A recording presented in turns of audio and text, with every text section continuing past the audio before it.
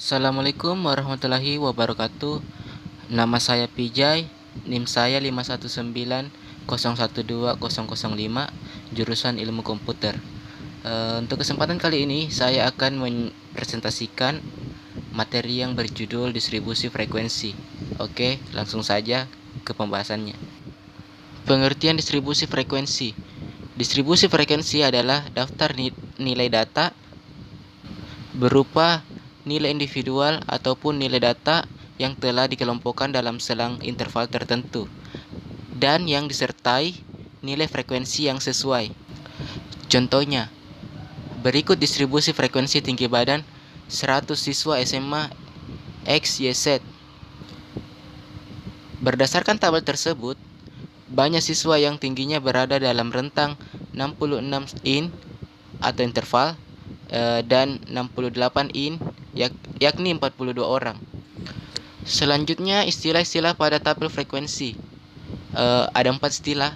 Yang pertama, interval kelas. Yang kedua, batas kelas. Dan ketiga, lebar interval kelas. Dan yang terakhir, tanda kelas. Interval kelas adalah interval yang diberikan untuk menetapkan kelas-kelas dalam distribusi.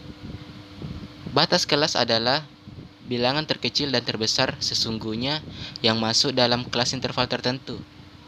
Lebar interval kelas adalah selisih antara batas atas dan batas bawah batas kelas. Yang terakhir, tanda kelas adalah titik tengah interval kelas. Ia diperoleh dengan cara membagi dua jumlah dari limit bawah dan limit atas suatu interval kelas.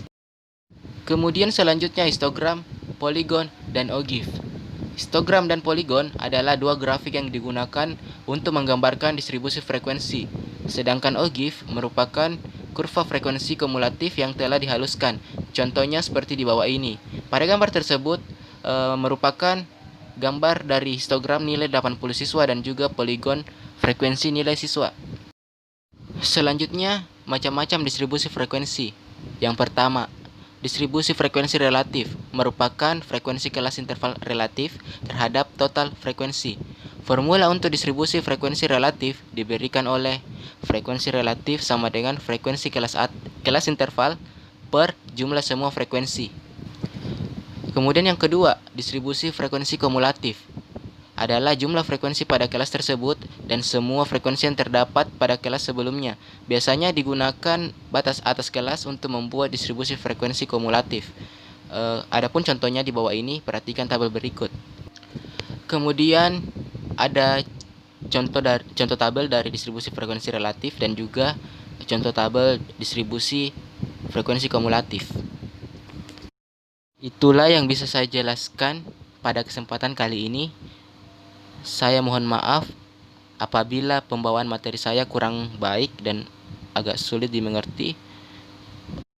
Saya juga masih belajar, jadi mohon dimaklumi.